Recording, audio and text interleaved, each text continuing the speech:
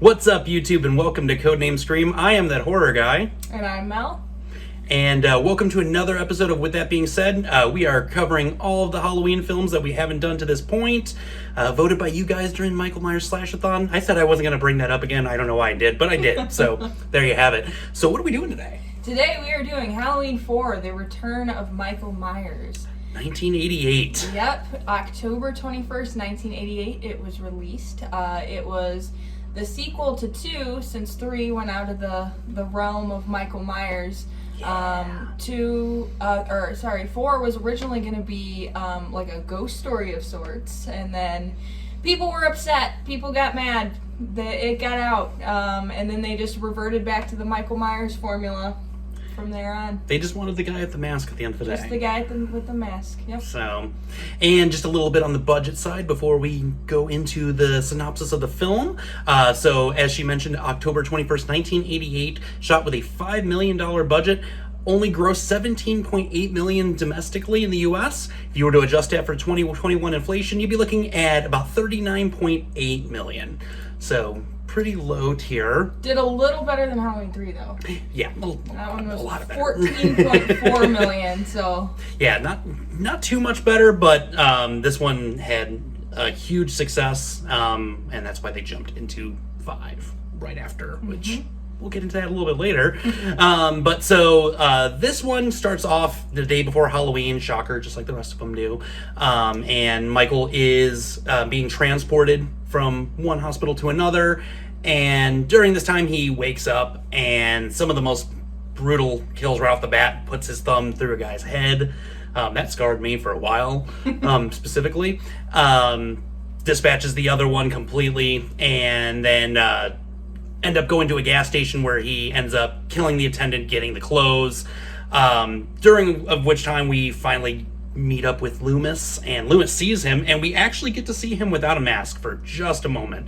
It's not very much in frames, you can't really see it, but it's there. And even tells him to, go home and whatnot. And then the over-the-top Michael Bay explosion happens at the gas station. That was still just ridiculus, and so just exaggerated. But we end up getting introduced to Jamie Lloyd. Jamie is Laurie's daughter that happened off screen at some point during some time. And she's looking at a picture of her and crying over it because she's now with her foster parents and her foster sister and whatnot. And the scene that scarred me as a child, that stood with me forever, is she's walking over to the door, checks it, goes back, and Michael's trying to pull her under the bed. And she gets away from it real quick.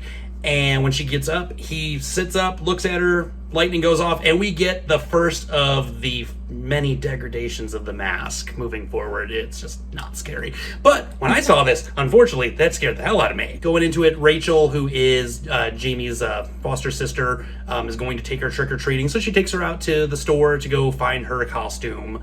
And she picks out a clown costume, foreshadowing much, and ends up seeing Michael, having a hallucination of him there, and once again we're greeted with that terrible mask. He pulls it off the shelf. Why you wouldn't pull something else off the shelf? There are much better masks on that wall, but you go for that one. But okay, whatever. He could have been Batman. He could have been Batman. He could have been a wolf. He could have been anything. But no, let's just grab this really bad knockoff of the mask that I wore.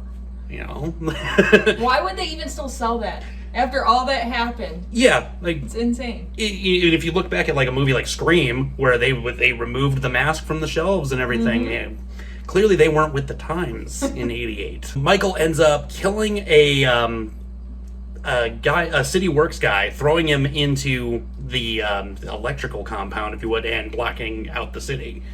Again, another highly over-exaggerated thing. I think Michael Bay was secretly producing this film because we had all these explosions and we're gonna blacken the whole city by throwing a guy into it.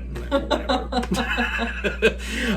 They decide they're going to, after we just go through a whole slew of kills one by one, they're going to stage getting Michael to come to the house. And I love still the shirt The cops do it best. Or what. It cracks me up still. And then she gets a shotgun through her, through a wall. Mm-hmm. Brutal. It's the daughter of the sheriff that happens too.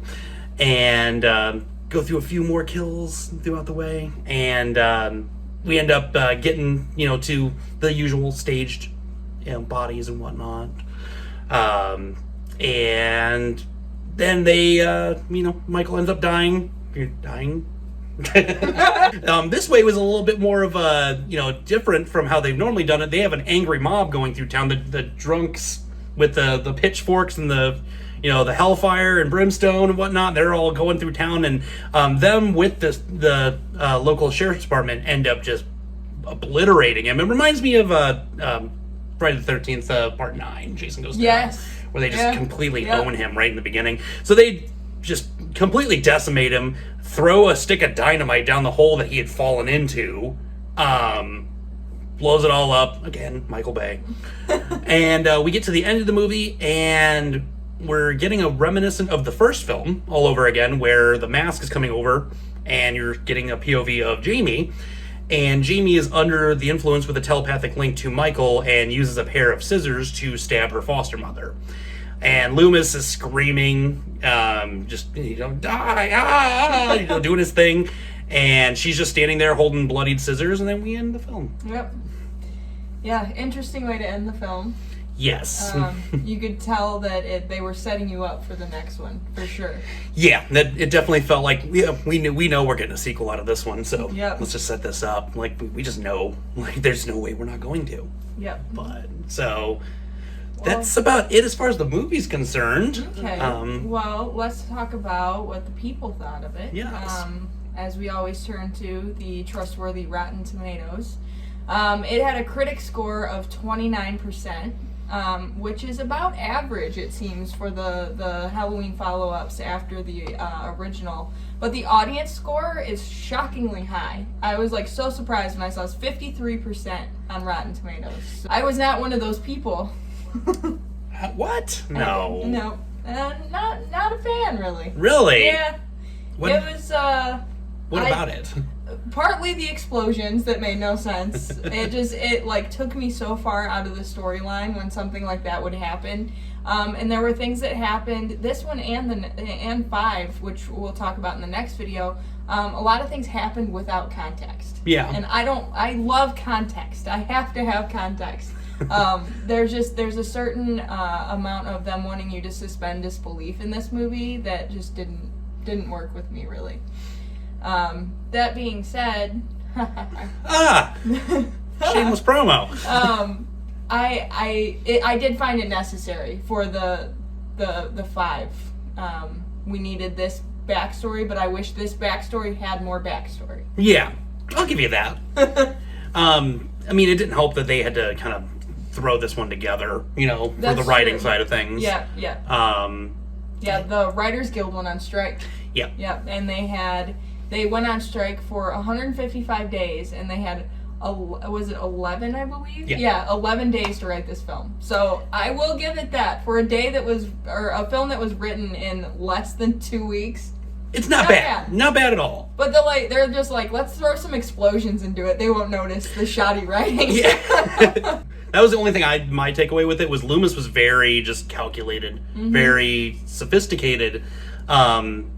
I loved that about him in the first 2 movies, and then this one it's just Loomis is off the rails, drinking a lot. Yeah.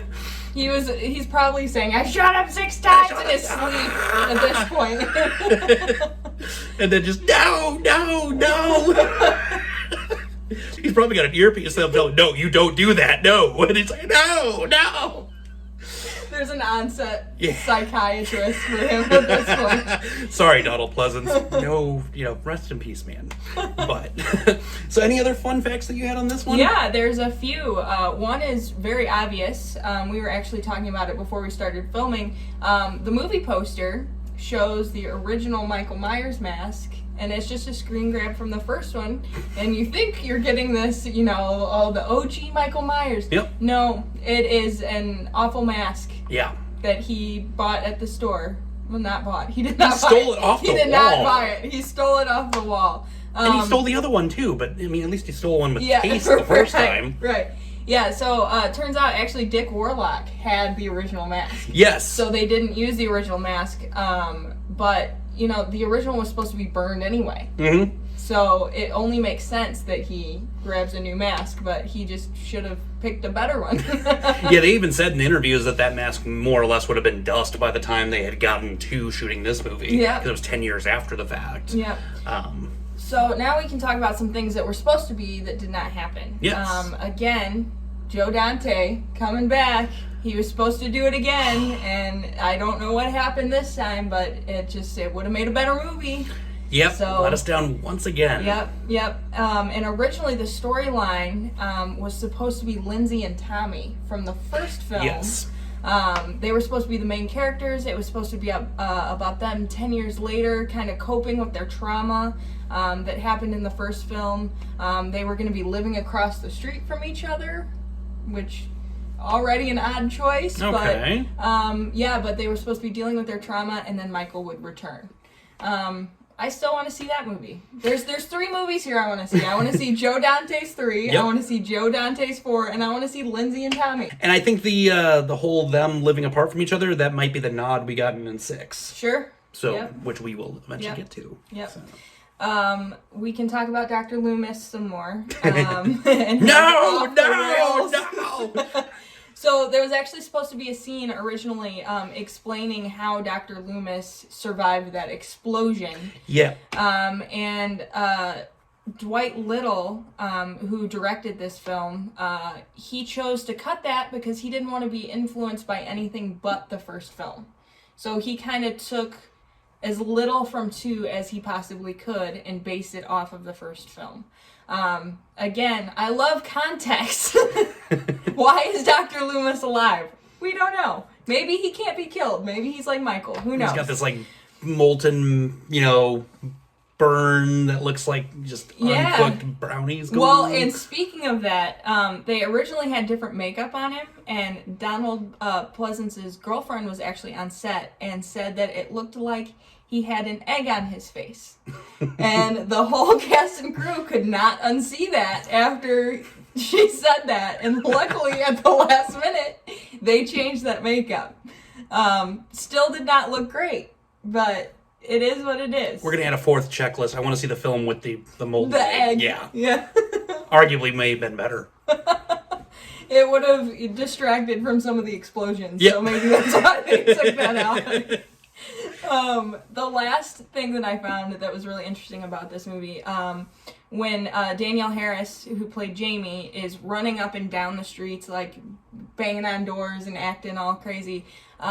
So they actually shot this not where they shot the originals. They shot this in Salt Lake City.